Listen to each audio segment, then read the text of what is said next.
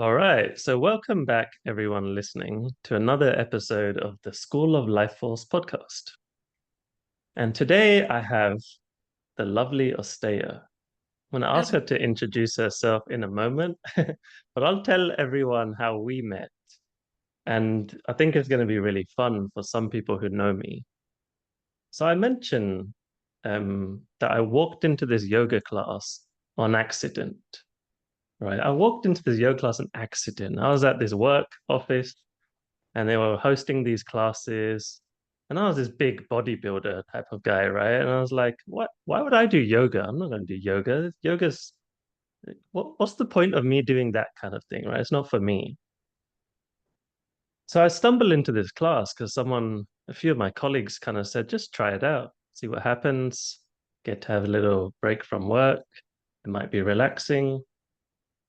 And I figured, number one, it might help me to become physically a bit more flexible, right? So that was my intention. Okay, it might help me with my muscles, recovery, things like that. Okay, good. It spoke to my logical brain in a way.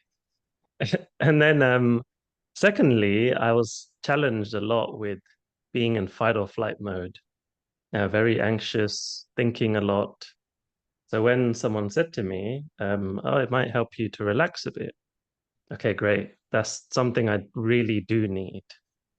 So I stepped into that yoga class, and Austeja was the was the teacher, right? And I'll give everyone my perspective. You might find this funny actually to listen to. I walked in, and then there was this intensity about you, right? I don't know what it was, but there's just this like you really took this with pride. You're really teaching with pride. And at the same time, during the class, you were kind of sharing little snippets of wisdom, let's say. Like, this is why we're doing this. This is the reason why we're doing this. And you said things like, make sure you focus on your breath, constantly repeating it, right? So even to this day, probably like 8 years later or 9 years later, I still hear that voice saying, breath, synchronize your breath, be with your breath, right? You drummed it into me somehow. So ever since then, like I almost feel like I got a really good kick off into that process because I didn't know anything really about yoga before that. And it felt like you gave me the fundamentals of what it's really about. And that kind of put me on this process of like, okay, let me look up things like, oh, meditation. Let me start trying these things. Oh, let me try and do these breath practices. Oh, let me do yoga on my own. There's things on YouTube I can do on my own. Let me try these things out and see what that's like as well. So it really kicked off this process. And that's how we met. And I say to a lot of people, there's things that happened in my life that were huge, right? When I went to travel, when I ended a relationship, when this happened. And I know for sure that when I started getting into yoga, something definitely changed fundamentally, right? Kicked something off. That's how we know each other for everyone listening. And it was a pleasure to stay connected over these years. That's my intro into you, and I'd love to hear a little bit about your intro into yourself, maybe. So first of all, thank you for having me here today, Raj. It's really is lovely to be in touch after all of these years. And actually, I do remember when you came into the room as well. I guess this is the joy of being able to teach in some places for like a prolonged period of time, is that you're finally, as a teacher, able to get to know students' names and and their stories and really guide them through it all. So I do remember also you being like, no, no, no, I don't know if I'll be back. I can't touch my toes. Yes. But then somehow you got hooked, and it was always nice to see you back on the mat. So this is really awesome. As for me, like, well, my journey into yoga was a bit different, but also somehow similar to yours, in fact, because I started practicing by myself when I was about 18 years old, maybe even younger, something 18, 19. And I really felt well. First of all, I was really massively overweight at that time, and I had really big sort of back issues, back problems starting from teenage years onwards due to certain traumas. So I had like hernia and herniated discs and so on and so forth. And I think at that time, we're talking about, that was like 15, no more than that, maybe 17 years ago, 17, 20 years ago, yoga wasn't that popular at the time. And even if people did do yoga, they practiced it at home with DVDs, or maybe they went to a gym class, or maybe they went to church halls. But it was often also felt like it was either for pure hippies, whatever that means, or for people who are extremely flexible, maybe ex-dancers, performing artists. And so I was actually way too shy to go to a public class. And it wasn't until Mm. a third year of self-practice, so I used to practice at home, a certain routine, was that I joined a class. And at the time, actually, I was in events and marketing. I was in a pretty stressful, I was really young, but I was in a very stressful job. And the one that demands a lot of time and mental and physical capacities. And it was actually because of yoga's mental effects, or sort of effects on my mental health, that made me, stay in that public class. Because I remember feeling really, really embarrassed in many ways, because you go to that class and everybody seems to know that they know what they're doing, and you suddenly see a teacher or another student, I don't know, maybe demonstrating like a bakasana, an arm balancing in front of you. And at that time, I thought, I was like, no way I'll ever be able to lift my ass that high, on my hands. It's ridiculous, Yeah. and that can be very demotivating. But I think it was that peace, that moments of peace, in between the thoughts that I experienced in the class, studying doing the self-practice as well as with a teacher. But of course, the minute I found the teacher, the change was enormous. Yeah, I believe everybody needs a guide. And yeah, and I think this is why, sort of stuck with the practice. And the longer I was practicing, of course, the more it showed all the positive effects on my, on my life when it comes to dealing with anxiety and depression, which is something that I've been living with, throughout my childhood and teenage days. So pretty much throughout my life. Yeah. Wow. Wow. There's a few things I want to touch on when you say that, right? So let's touch on this part. Let's touch on the journey of someone who um has some of those challenges with anxiety or depression.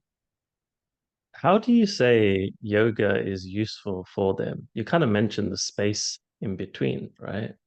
So how Mhm. does yoga, as the totality of it, help someone with these kind of like mind challenges? It's a very good question, because I think in order to be able to answer this question, as you say, in all of yoga vasanas, we need to know and understand what yoga means to begin with. So Mm, really, what is yoga to you? And what is yoga to me might be different things, but that's just because we're intellectualizing, we're playing a game of intellectualization. But if we really dive into the embodiment of yoga practice, which is pretty much yoga has to be experienced, right? This is not something that I told you and you believe in me. It's just like a mm, chef, and I always use this in comparison in my workshops as well, as like if a chef cooks a dish, you can read about it, or, maybe you'll get some saliva at the back of your, tongue or throat, and you'll feel excited, but you will never be able to really understand what it is, right? So the same was yeah. with yoga. You can read as many books as you like, or listen to as many podcasts or lectures that you like, but unless you're gonna sit down or stand up or lie down, no matter which position you choose for practicing yoga or which technique, you won't be able to embody the practice. And I think Mm, the embodiment of the practice that allows us to go deeper, to go to get the kind of benefit out of it. And so in this case, let's remember the very core of yoga, right? So despite what we know already, which is what the majority of the world knows now, that yoga is probably sort of like a physical exercise, like stretching that makes your muscles longer, leaner, especially if you're a runner or a trainer or whatever that is, or you like to ski or snowboard. But if we really go back into the texts of Vedas, Upanishads, and we really, have to define according to the ancient scripture what yoga is, also the rishis and the yogis, the saints who written about it or spoke about it, disciple to guru, let's not forget that ultimately yoga is liberation. Mm. Yoga is moksha, yoga is liberation, it's nirvana, it is samadhi. Samadhi only appears when the mind is concentrated, but the liberation only appears when the mind is purified. So we potentially work at the beginning with trying, with various techniques just to quiet the mind. And when the mind quiet, we can then move on to meditation, which is pretty much concentration before we meditate. And for when the mind is really one pointed, that's what samadhi means really much. The mind is one pointed, then it begins, it becomes purified with time. So it's not only concentrated or focus and still, but it becomes purified. So we get rid of the very tendencies, that we came into this reincarnation. So, all sort of characteristical sort of imprints that we come in with into this body, tendencies to be either sensitive or hot-tempered, whatever that is that we are born with, right? Pretty much since our early childhood days. As well as things we picked up along the way. So so this is really what yoga is. And of course, finally, those volcanoes, those little things, we can slowly clean them up from deep underneath, because technically everything is existing, right? Everything is in the conscious mind, but maybe we're denying it, so we're keeping it somewhere in the subconscious, but technically everything comes up to the surface. And this is pretty much what yoga is about. And so the benefits of it we can see really early on. I mean, of course, the evolution is really individual for every single human being when it comes to yoga, and nobody's keeping the score. Nobody keeping the score, only you. But but for sure there are those techniques. So whether we start with moving meditation, that we know pretty much as a physical part of yoga, or seated meditation, or lying down practices, deep relaxations, all of these practices in one way or the other work with quieting and concentrating the mind. And so only then, when we really quiet the mind, we can see things as they are. So not how we want them to be, not how we think they should be like or how they should look like, but as they are. And we see it with compassion and acceptance. And that allows us to then make very different choices in life, treat our own selves differently, make different choices, different decisions, hopefully allowing us a bit more space, between that point of let's say where the matter is touched with the sensation, right? So when something external hits the matter, the sensation appears, and it's you either react to the sensation, which then becomes clinging and attachment, or respond to it. And really, I think what really yoga practitioners, not yogis, because that's slightly different story, but what yoga practitioners are about is all about that, right? It's just becoming better and better and at how you live this life. So it's really about learning how to live this life. So Yeah, yeah. I love that. It's such a deep answer, right? Because it's like, they say the term yoga off the mat is about living in this way. It's like the yoga on the mat creates that awareness and that space. Sometimes I was thinking in class with you, I was like, why is she putting us in these strange positions? It hurts for so long.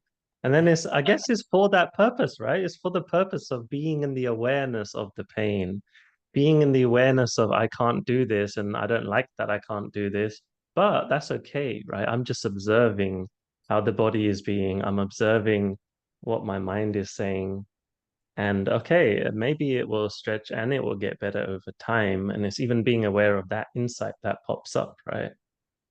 So it's Yes. like when I got off the mat, I didn't realize that there was some change going on, but I just knew, I came to those first few sessions and I just knew that I started saying yes to more things, whereas in the past I was always saying no, I was fearful, I was on edge and thinking that everything is against me, right? But when I started doing more of these practices like yoga with you and meditation, I started seeing that, wait, like there's this split second of awareness when something happens. And if there's a tiny bit of space in between, I can see that, oh no, maybe it's okay to say yes. Maybe this will be fun, right? To do this thing rather than the autopilot that's kicking in all the time. Mm. And it goes both ways. It's also people learn how to say no.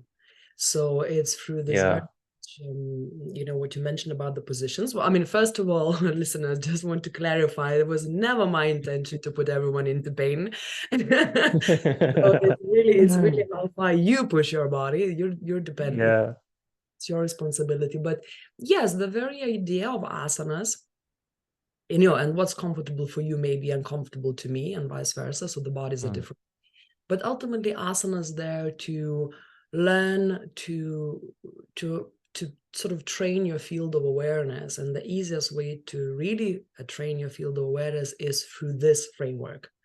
This is the mm, closest framework you've got, and that's the corners and the sides and the lines of your body.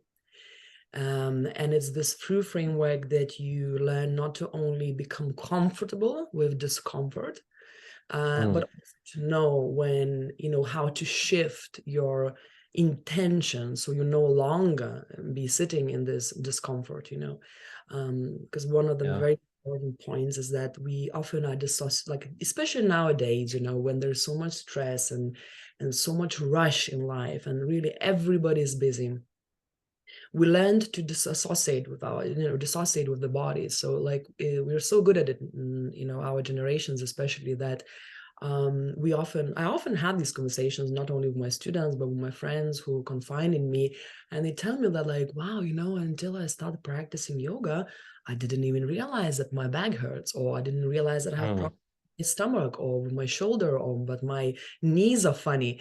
And these are the people who train, who meditate, who do other activities, really active people, professionals. And but there is so, we always in the head. mm, And in the postural, or it doesn't matter, or seated meditation, you're still taking refuge in the body, right? In this place, in this moment. And you pretty much training your mind to come back to the body, to the breath, again and again and again. And so it's through this medium that we begin to learn, what are our what are the borders of our body, and what does make me feel good, what is bad, what I'm attached to, what I really mm. reject and deny and run away from. And often it starts with sensations in the body. And we notice that, and I'm sure you notice, right, yourself, like, at the beginning you didn't want to do it, and then you start liking it, Yeah. and suddenly you got hooked on it, and so you go through Mm, this amplitude of feelings and emotions, and physical as well as mental. yeah. Definitely. Something I realized when I was doing the classes was Shavasana was amazing, right? And everyone that's been to a yoga class, of course, you know this, but I'm going to speak a little bit more about it. It was amazing because not just because I was lying down, not just because I had a workout kind of thing, in my eyes, it was like a workout. Not just because of that, but because I was like now I look at it from this perspective is it's an act of letting go, right? It's an act of complete surrender of saying, okay, I'm just going to lie here and I'm going to enjoy this lying here part. But I'd love to know from you, like maybe a bit more of the science behind it, right? Why is it such a beautiful space to be in after a practice when you're lying down? Like, what's going on inside of the average human, let's say, when you're in that pose? Yeah, well, I'm definitely not a fully enlightened cookie yet, so I think I'm also a person. Yeah, yeah, yeah, Um, sure. Talking from well, yeah, scientifically speaking, first of all, we stopped focusing on not focusing, but we stopped controlling the breath. Okay, so again, what a lot of people, I guess, and what I think you mentioned at the beginning of this talk, that I instilled in you this awareness of the breath, which I'm very happy. I'm very proud of. In Yeah. fact, I have one of my students who just came out from silent retreat of 10 days, and he told me that he really was freaking out and thought it's going to be very hard. It's like a meditation retreat, not a postural yoga retreat. And he said, and yet he didn't find any difficulties, because he said, Austeja, I realized that you've set such a foundation for me that, I just naturally slipped into awareness and the body scan and all these things. So going back to the breath and the shavasana. So let's say you practice for an hour, 75 minutes, hour and a half. You spend all the time not only moving, but really focusing on synchronization, your breath with the movement. Now in shavasana, there is no control left of the breath. So you drop away all the control. You drop away the movement, the jumping, the stretching, strengthening, and you also equally drop away the control of the breath. So yeah, you are letting go of what you just did. You're letting go of any expectations of the practice, and you're also giving this space to the body to just lie down. Lie down and do nothing else. And let's be honest, like, how often do we do that as an adult? As Yeah. I loved rolling on the floor, watching TV on the floor, reading on the floor, sometimes just lying down and watching to the ceilings. Kids are weird, but but now we don't do that anymore. And sometimes the healthiest thing we also can do to our bodies is to lie down on the back, on a sort of tough surface. So I think one of the things but because we continue watching the breath, so we're no longer controlling it, but we continue watching the breath in shavasana, we notice how the breath begins to slow down. Also, during the practice, the breath is pretty loud because you're practicing, sound breath, the ujjayi breath. And when in Mm. shavasana, there's no more sound left. So it's also very calming to the brains. So that's the thing, would be the one of the biggest aspects of shavasana. It's also allowing, you work really hard. It's about allowing the body to now, kind of like really absorb all the energy and let it sort of assimilate in the body that you accumulated during the practice. It's very different if we're talking about yoga nidra practices, these like prolonged shavasanas, right? They're not really prolonged shavasanas. This is much deeper, and the science behind it's also a bit different. When we practice yogic sleep or the yoga nidra, which is at least, let's say, 15 minutes or 10 minutes and goes up to average half an hour, but it can go up to hour and a half. This is different. This is where really the practitioners, well, the teacher, which should say, guides student through a bunch of things, and those bunch of things have very different effect on the brains and the body. So from the body scan to visualizations, to the breath awareness. So it's kind of when the mind travels between, different waves from alpha to theta. Mm. And so there's this fourth stage called yoga turiya. So it's kind of the stage where it's sort of everything and emptiness at the same time. And we can also call it a bit like a moment of enlightenment, right? Mhm. So it's possible to get into those brain waves, certain brain waves through the yoga nidra practice. Yeah, wow. Yeah, something came up when you were speaking. Like I love this conversation because I'm just getting insights and I'm thinking of what to say next as it comes, right? And you know what I thought of? What's your thoughts on when some of these practices start feeling like a striving or a doing, or like the ego is coming in and it's saying, okay, let's do this next, let's do that, let's and that's been one of the things I've faced a lot in my journey is I notice, I catch it, and then I like laugh and I'm like, oh look, I'm doing this in a way of doing and striving and like, let's get over there, let's get to this state which is going to feel better than here. So it's like I've caught myself many times across these years of when I get into that state of, like, let's just say ego comes in or the mind is controlling this whole thing. So what's your thoughts around that? Like how do people practice yoga? And is it like something that comes up, or is it something that is is common, or something that, like, how do we get out of that place and practice it in the being state? You know what I'm saying? I know I said a lot of things there, but you could just start with what I said at the beginning of, like, get into this like pushing and doing mode of practice. Even meditation can become this doing mode, right? It's like Absolutely. something kicks in. In fact, you touched up on the subject that I think everyone should be able to relate to, and everyone can relate as long as they've been practicing yoga for, for more than, let's say, a year or something. Mm, Um, so first of all, let's start with what you said, that you mm, catch yourself, right? You catch yourself. So who is I? Who catches? Who catches? Who notices things? Who mm, notices that this was a good yoga practice and judges it? And who says, like, oh, that was terrible. Like, I'm never coming back to that yoga teacher again. Or maybe, yeah. oh, today was really good. And this yoga practice, I had such a good yoga practice. Maybe you talk to your friends, or they ask you or your partner, and they say, oh, really, was it good? And you say, yeah, I was able to do the splits, and I Hmm. was meditating for 15 minutes, and I didn't have any thoughts in my mind. And just interesting, because how do you know you didn't get any thoughts in your mind? And that's probably pretty much is just another thought itself. Mm, yeah. It's so complex, but also so simple. The practices of yoga, of mindfulness, it's kind of the same word for me, to be honest, just different traditions. But it's not easy, and it's not easy exactly because of that, exactly because there's always going to be mind who has a mind of itself, who will always continue judging your practices and putting it into certain boxes. And so your yoga practice, your meditation practice, your pranayama practice can easily become just another to-do thing on your list. And when you don't do it, you feel terrible, you feel awful. I'm not a good yoga teacher, I'm not good mindfulness teacher, I'm not a good enough student, I'm not a good enough person because I haven't done it. Mm, All stress. And so I think this is very important to remember then, that yoga goes, what you said earlier, goes off the mat. Yoga is beyond what we do on the mat on a daily basis. This is just a formal practice that we should never take too seriously.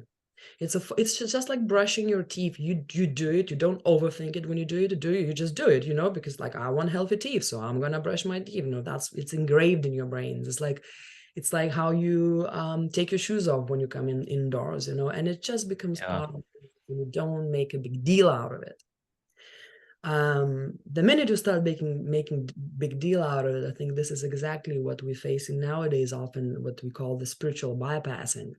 So we Mm, begin to create this new ego, this new character with new tendencies, because we didn't like the previous ones, right? We need to get rid of those vasanas. Now I'm going to be this peaceful Austeja. I'm no longer going to be this anxious Austeja. In reality, it only creates more agitation, more mm, separateness in mind, because I just created one more Austeja I need to deal with. And also the one thing that she's great, because she's doing yoga, so she must be enlightened. So you mm, can, it's a trap. It can easily be a trap. And so one of you ask me, how do you do, like, how do you go about it? So there are a few things I would kind of advise. One is, do have a mentor, do have a teacher, mm, have someone who, if you don't want to have if you don't have an enlightened teacher, or like a very personal guide, at least get some sort of teacher who's more experienced on this path, than you. Someone, of course, that resonates with you. Although mm, how one of my teachers also told me, I like that thought. He said, but how do you choose a teacher when your own mind is not clear? That means you will choose a mm. teacher not with a clear mind. So Oh that's yeah, so I always say that that's why you can't choose a teacher just looking in the booklet. yeah. You go there, you practice with them, you feel the energy, and also then you try not to overthink even that. So that's Mm, one thing. And secondly, I think when you, like, the longer you practice, the more you develop the state of witness. This very state of witness, apparently our true nature, or the loving awareness, or kindness, or compassion, or love. Some people like to call it God, whatever that is the very neutral state. In that state, no one is judging. There's only a sense of observation. And so you can observe that and you can notice that. Maybe notice how you're getting attached to it, right? And I've been there. I pretty much know that every single yoga teacher, whether you've been a teacher for 5 or 10 years or 25, we all are humans, we're all the students of yoga. And certainly I have been 5 years ago in that position where, I mean, I just felt amazing. It was this, the yoga gave me this purpose, this like, I'm helping people, like really growing your spiritual ego. And Yeah. it's great because, there are worse things you could be getting attached to and doing, but that's not yoga still. So yoga Mm. is very wise the way it's been designed, and rishis were very the teachers as well, and the saints as sadhus were very clear about it from the beginning. They said, along the path, as you begin to clarify the mind and the body, the siddhis will appear, the powers will appear. And so sometimes we see people saying like, whoa, I saw these lights, or like I was able almost to Mm. guess what's going to happen, or I swear to God, I feel like I can read his mind. I don't know, whatever that is. Yeah. These are just obstacles, but they don't have to be as big, right? Siddhi doesn't have to be ability to become invisible. Siddhi can also express itself in very subtle ways. Like I said, this sense of empowerment, Mm. it can go away anytime, or this sense of um, a sort of inevitable judgment that like, oh, but Mm. no, this yoga student is not taking yoga seriously. I am. Yeah. This whole I appears, and let's Yes. again come back to the point of yoga. The point of yoga is to liberate you from these eyes. That's where the true freedom lies. We're no longer clinging to one type of Raj or this person or that person. All of it, is all of these aspects of you are you, and also none of them are. So really, they're just creation that comes and goes, because all of this creation came from the thought, and thought cannot be. Mm. It constantly changes. Yes. Wow. There's so much in there as well. So let me play with that for a moment. Sure. Um, I love that. I love that. So the thing I got from that, to kind of summarize, maybe for people listening and even for me, is when you are in these practices of yoga, mindfulness, or even just going about your day, right? Connecting to that witness, that presence. Usually for me, I could feel something in the heart, maybe if I bring my awareness there, something like that. Um, it's this state where there's not these attachments, right, to this or that. It's interesting you say that because it's like these highs can occur from things like yoga or anything, right? And even just going on an experience somewhere. Oh, this was amazing, and then oh no, I'm not here anymore. So now I'm low. So I got to chase it again. Okay, I'm more. It's like chasing all the time, right? And I know I felt that definitely for the like, especially in the first few years when I started these practices, because I was feeling all of these highs, and I was like, wow, this is amazing. This is so much fun. Oh, I'm free and all this stuff. But then it's like when that goes away, I'm like, ah, I've gone back to some broken version of myself, right? So I love Right. what you're saying there, which is like just be aware of the thing that's beyond all of those experiences and highs, right? Who's there watching all of that rather than who's that person that's experiencing the high? Yeah, exactly. And I think that it helps to remember or reminding your own self through the practice again of yoga. We train the body to also witness that everything comes and goes. So it's not Yeah. the intellectualizing that we understand. We all understand everything comes and goes, and Yeah. this body gonna Yeah. go away. One thing is understanding, another thing is practicing, embodying this understanding on a much subtle levels. Uh, Mm. this is why often people who go to a yoga, let's say teacher training, people who haven't been practicing yoga for a while and they're just doing their like first teacher training of 200 hours. I certainly saw that in my own teacher trainees, that there is there is this excitement, you know, at the beginning, but also fear, and there is this yeah, clinging kind of to yoga, to like what it's supposed to mean to me and what it is. But in reality, you just have to stand up on your mat, and the more you practice, Mm-hmm. the more you train the brains and the body to acknowledge and accept that this too will change. And once you accept Yeah. too will change, then yes, you know, you can ask me, oh, but isn't that depressing, Austeja? And I'm like, that does that mean we can't enjoy the highs? Of course Mm. you can, but you also must embrace the lows and attach to neither. And I think this is a Yeah. problem that really yoga trains us to do. This is why we're becoming often more mentally balanced, more stronger. But also, this is the hardest point for any of the brains, because we are created like that. We're created to cling to things that we enjoy, that brings us pleasure, and Mm. ultimately, actually clinging becomes attachment. And we never want to focus on things that don't bring us joy, that maybe we're Mm. vain or boring. And this is why we also often see people sort of leaving the yoga practice for a few years and then coming back, or maybe, you Mm. know, changing styles or changing teachers, because the mind always want to, you know, we all know the old saying that the mind is like a monkey that is also drunken and you know, bit by the scorpion. And for sure that's true, you know, and that really is there. And so once we know that, then we're taking out also an element of fear, because we are aware that that's the mind. So in other words, Mm. for us, you know, we're not blaming ourselves for thinking this way, because we're not identifying ourselves with those thoughts any longer. We just know that this is Mm. how it works, and the best I can do to this my mind is to tame it, you know, through like a little puppy, obviously, not not like a lion, you know, and be gentle with Yeah. it. But to tame it, this is the best I can do. And the more you tame the mind, the more reality appears in front of you. It's like you don't have to Mm. do anything but quiet the mind. I often say that there's nothing to gain in yoga. There's nothing to lose in yoga. Mm. The minute we begin to or think or feel as if we want to gain something, whether that's a headstand, a handstand, or a split, or 1 hour of stillness and meditation, we lost the point of yoga. We're missing the point. Yeah. Wow.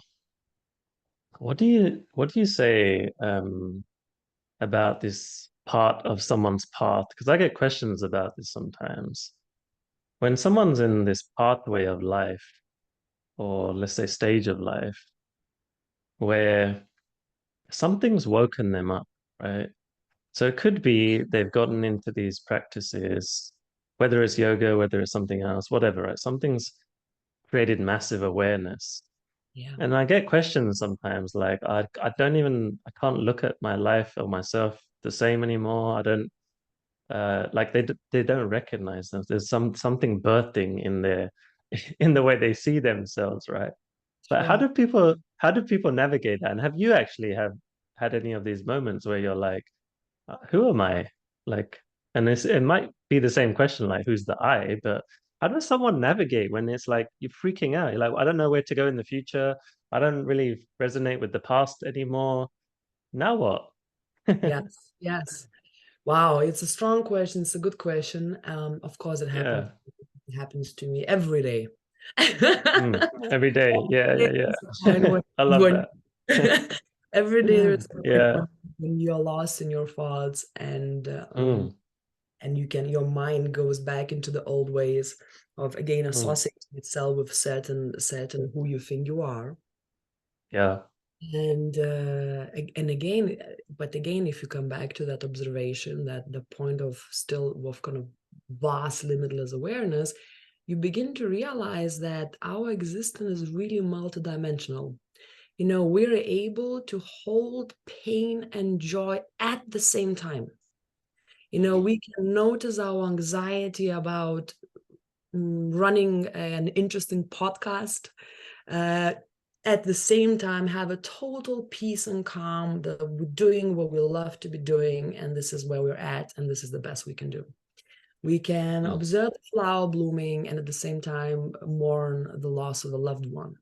It's really so multidimensional, but we are the sky, you know. My guru Ram always says we are the sky, we are the ocean, you know. We are not the clouds and we're not the waves, and that's our true nature. It's the thoughts that are the waves, all the clouds, not who we really are. Yeah. So yes, it's not something we can, and again, this is not something that the mind can grasp. The mind will always want to identify with something particular because that's safe. And so the only Mm. way to come back to that, like you said, you get questions, who is that I, or what is that awareness? Again, you cannot explain something limitless with a limited mind to another limited mind, right? Because minds are limited. Yes. And that's the reason why we sit down. That's the reason why, after all these years, despite my life and most of, I guess, people who practice yoga meditation for a prolonged time, your life becomes yoga. You meditate, not just in the mornings or the evenings, but you meditate as you walk, as you breathe, as you eat. Everything becomes really yoga moment, and you keep coming back, and you're training your mind to come back again and again to here and now. Mm. But still I do my formal meditations. I think it's a must to sit down, because that way I keep training the mind and the body, Mm. experience something, and I give them a chance to experience something where they embody the very fact that we are much, much more than our minds are, and the Mm. stories minds create about ourselves. And so, of course, in that lies a relief, a huge relief, I think, to many of us, especially those who suffer with mm, well, everybody suffers with somebody, right? Like Buddha said, Yeah. it's inevitable.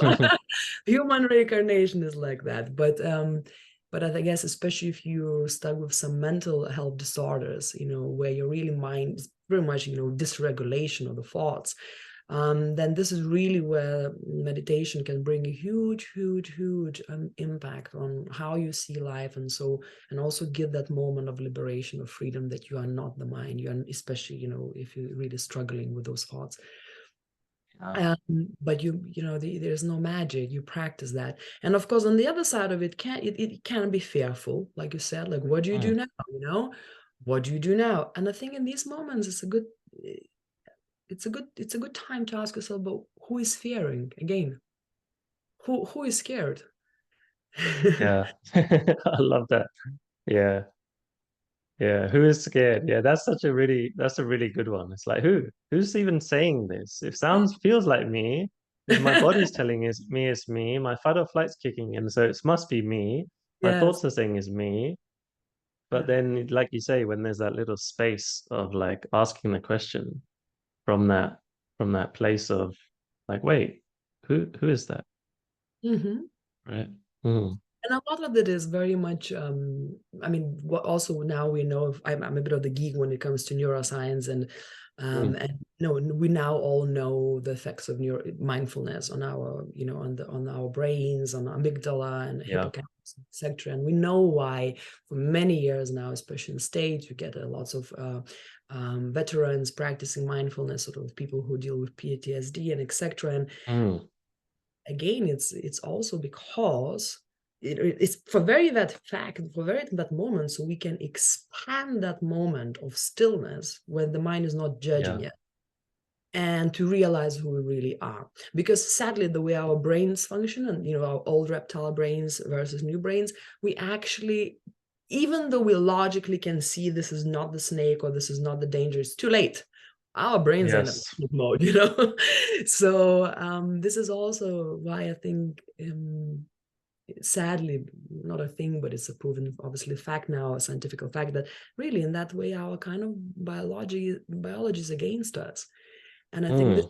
this is something really helpful to remember when you're starting to be tough on yourself, when you're becoming all judgmental and like, I haven't done enough of this or enough of that, and then anxiety comes up and all these thoughts, or maybe even depression, or you're spiraling down.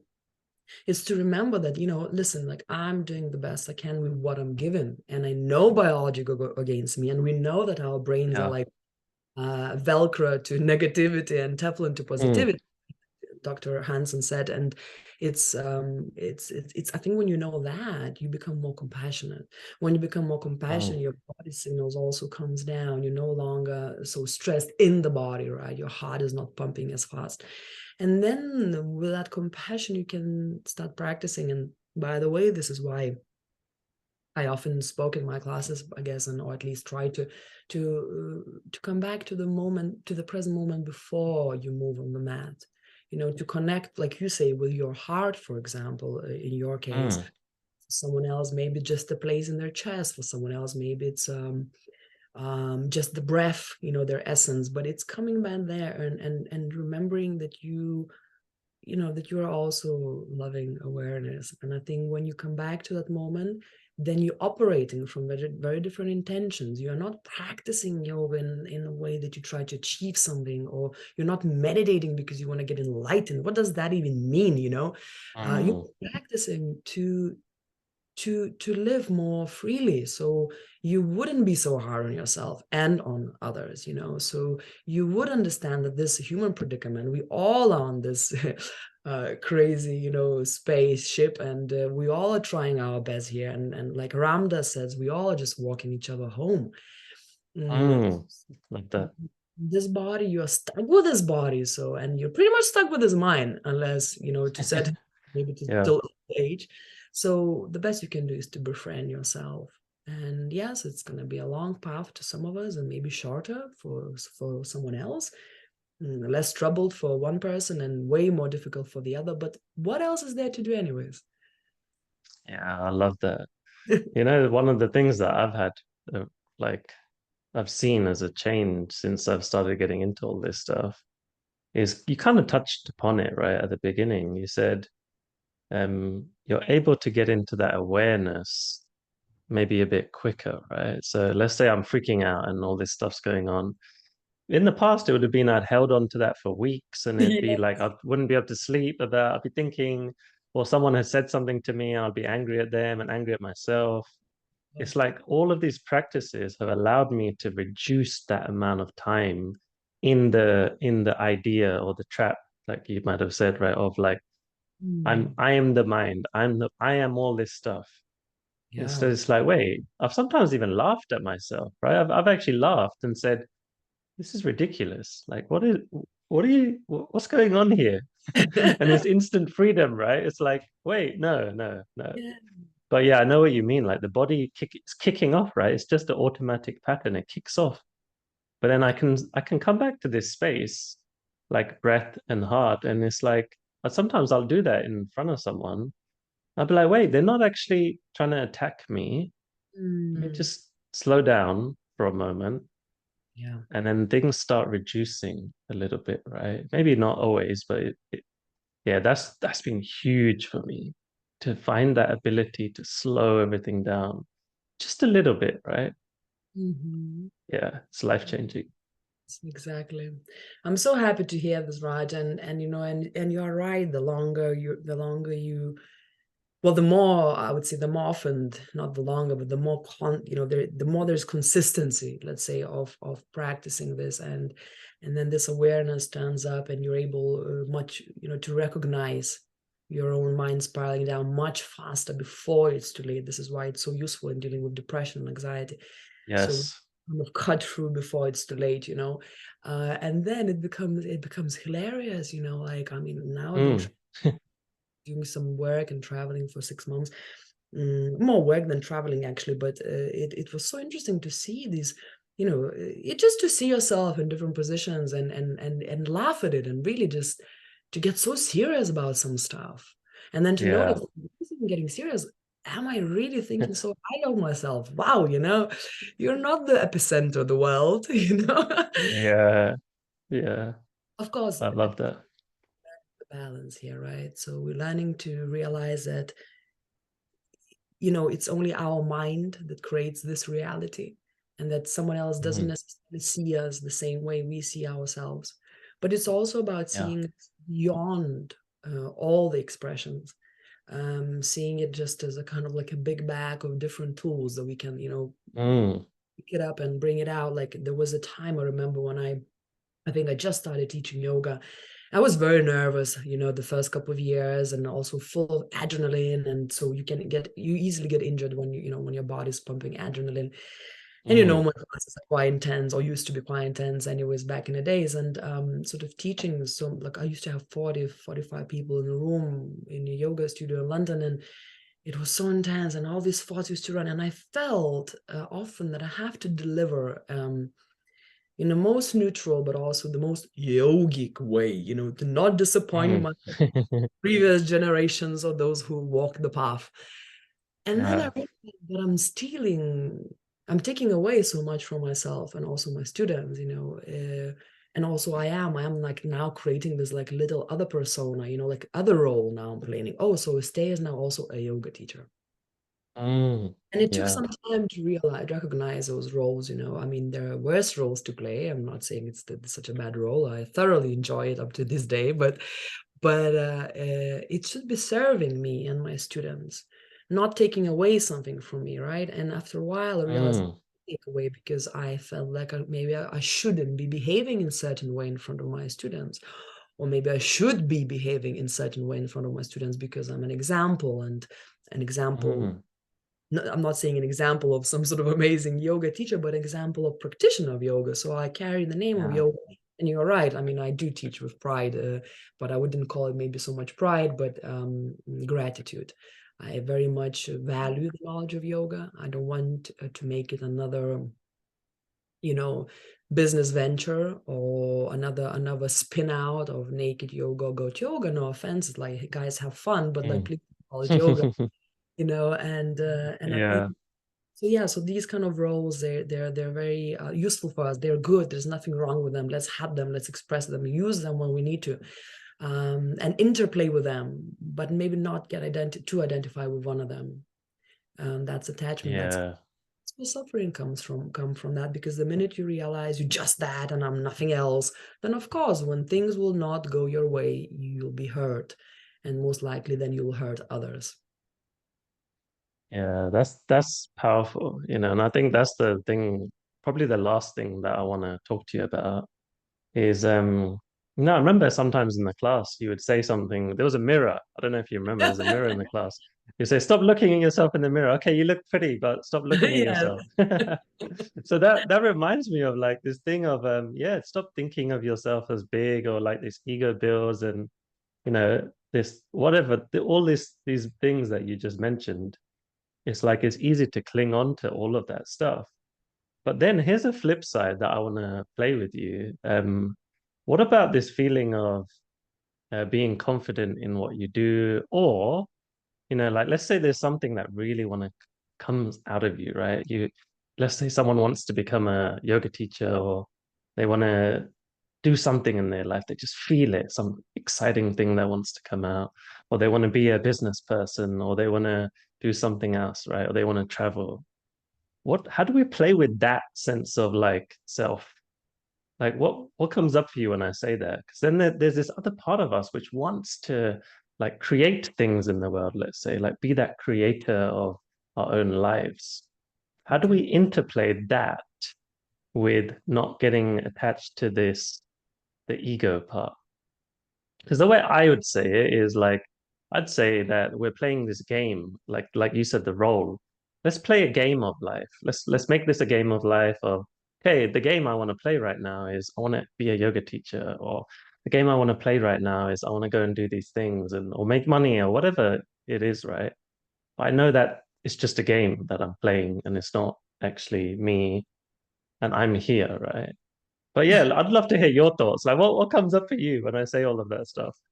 How do you create a bit of separation? So Or not? Maybe not separation. or not exactly. Um, to begin with, I'd like to clarify something.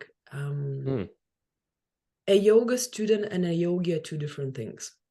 A student of yoga is someone who uses yogic tools for its personal benefit. So whether that's being more healthily in the mind and the body, learn techniques, live a more balanced life, right? So we have lives, we have families, children, Hmm. you know, maybe elderly parents we need to look after, maybe someone unwell in the family, so on and etc. Yeah. This becomes your yoga.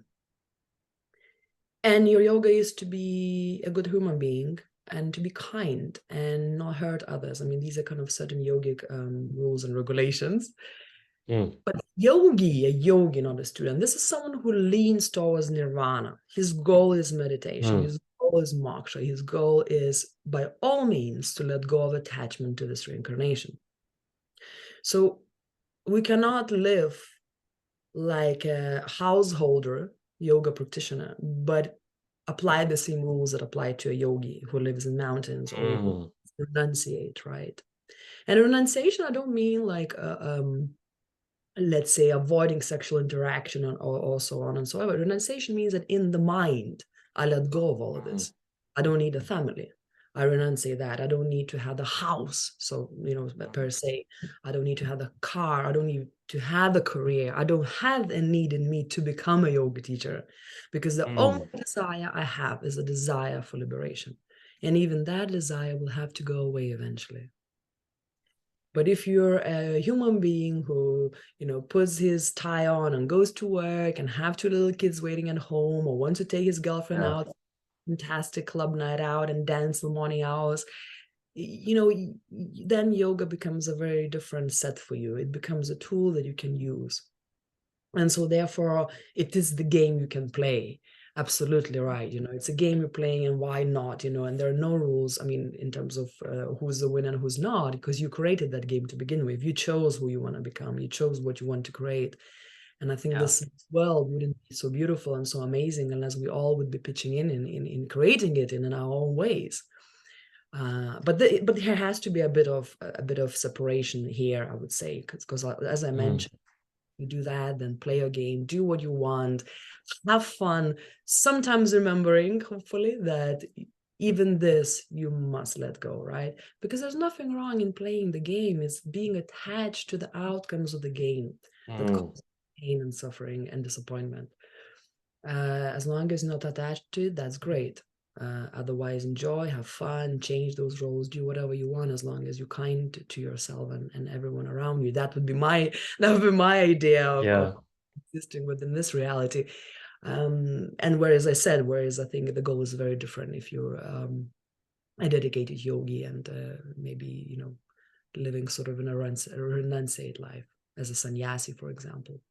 Yeah, yeah. No, thanks. That's a really good answer because a lot of people listening would be a regular person, let's call it, modern day yogi, who's living their life, they're making money, they got a job, maybe a family and all of that kind of stuff.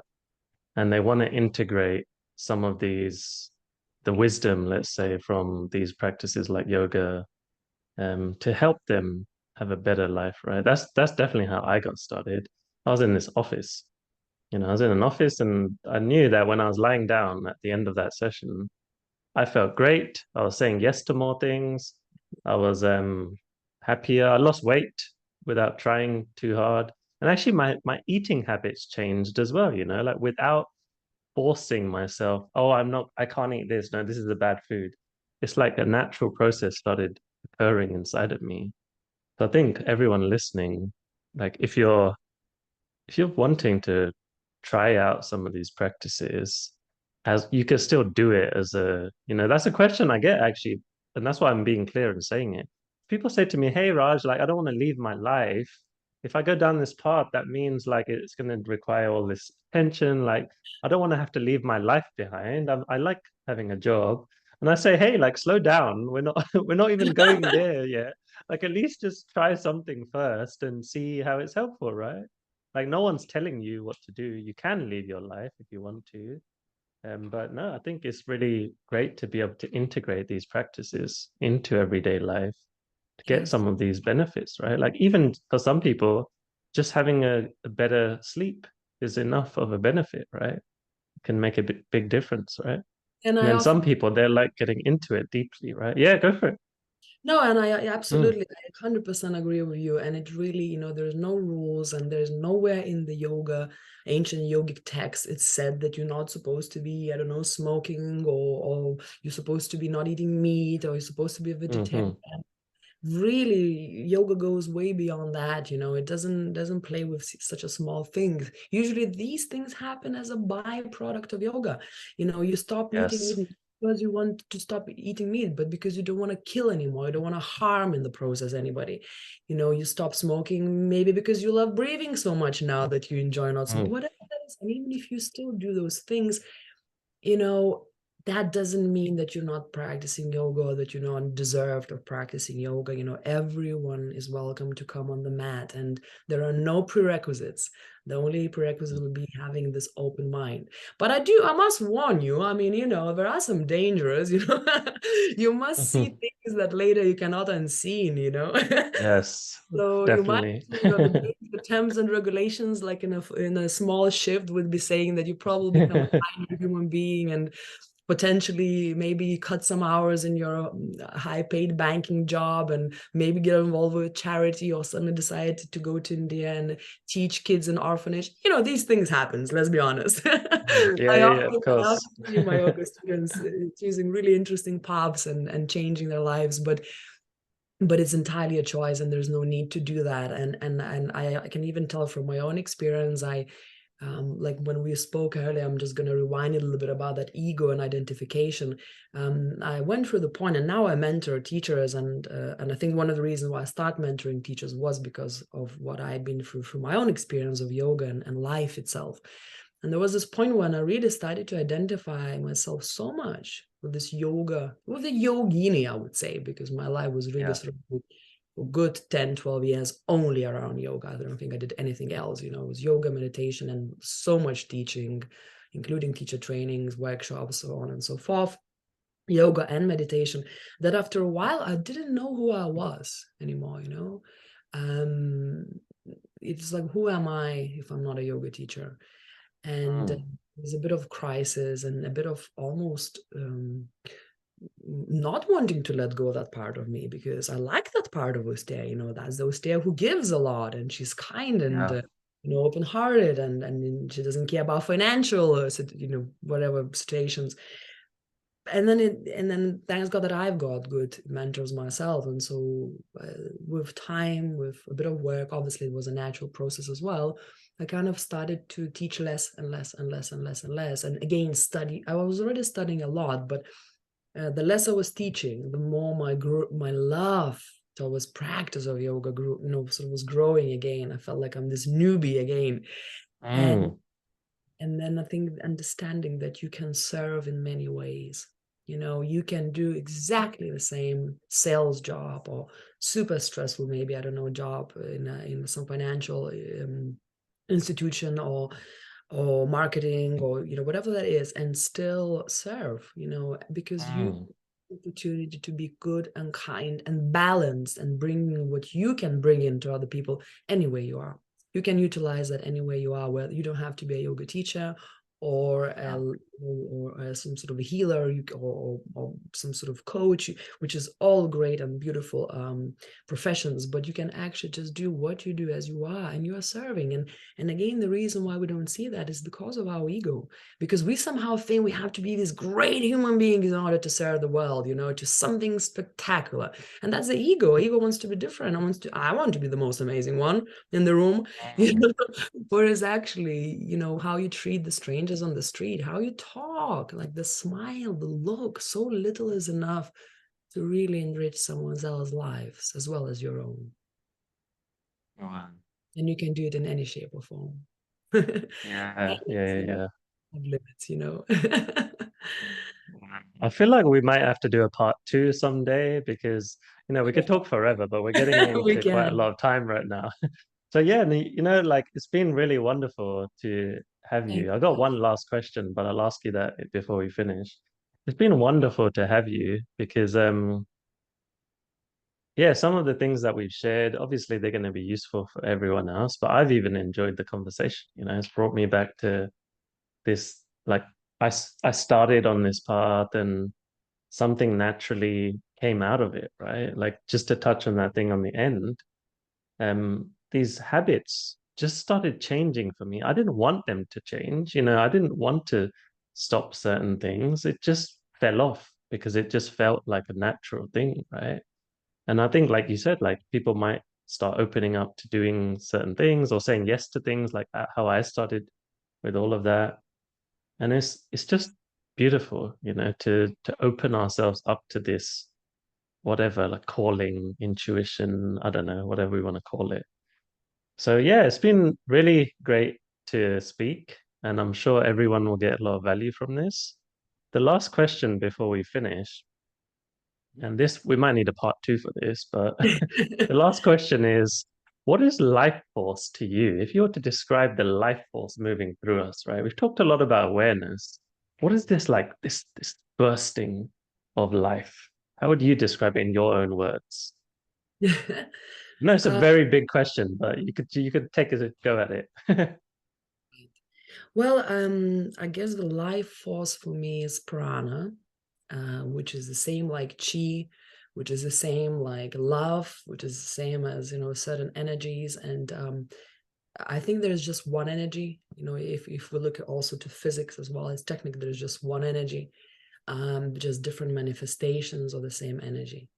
So, in my opinion, we all are made from that energy, not just as humans, but I'm talking about the stone and the trees and the rooftops of the houses and someone's, I don't know, car or shop or flower, like all the existence of this this material. I mean, reality, all of the existence, I believe, is sustained by this life force.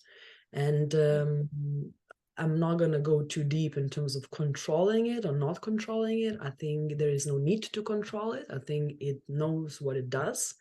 The only thing Mhm. we have to do is to uncover it. Yeah, wow. That's definitely going to have to be like a sneak preview into if we do this another time. We'll Let's have to do talk about this whole thing of life force, right? We talked a lot about awareness today. Yeah, I think we might have to talk about life force and pull the lid off this thing. it. Cool. No, I appreciate that. That's awesome. If anyone actually, is there anything that people might want to know about how to contact you or anything that you've got going on at the moment that people might be interested in that you want to share? Oh, thank you. Well, generally, I run teacher trainings, and as I mentioned, I mentor yoga teachers. So, if you're interested in maybe attending a teacher training with me, so you can keep an eye on my website www.hiddenbuddha.net. I'm not much of the modern marketing yogi, so I don't really post that much on social media. But you can find me also under Hidden Buddha name on Instagram. So sometimes I share some thoughts of mine and of my own teachers, and that would probably would be it. And also, if you have any questions, if I can help, I do teach privately as well. Especially those who suffer from anxiety and depression. So this is sort of something I specialize in. And then I would like to also thank you. It was really fun talking to you. I enjoy talking to you. It's nice to always touch base on these subjects. And I really do hope that your listeners will find our chat useful. Thank you, Yeah, Max. no, it's a pleasure. No, thank you for being here. And if anyone gets a chance to experience you, I'm just going to put it in that way, like experience you, whether that's through a conversation, whether that's in person, some kind of teacher training, mentoring, whatever. I honestly say everyone listening here should at least experience you in some way, right? Because you're the mystical yoga teacher that I sometimes talk about. If people ask me, how did you get into yoga? Oh, I went into this class one day, and there was this lady there who was like, yeah, she was the real deal, and I just knew it, right? So you're that person. So if anyone likes what I'm about, they're probably gonna like what you're about. So I definitely say people get in touch. Gosh, thank you. Oh, my ego is dancing now. There you go. You can enjoy that buzz. Yeah. Thank you. Perfect. All right, everyone listening, that's the end of the episode. That's the end of school for today. Catch us on the next episode where there's going to be way more of this cool stuff, and maybe Austeja will be back one day. So look out for that. I'll be happy to. Cool.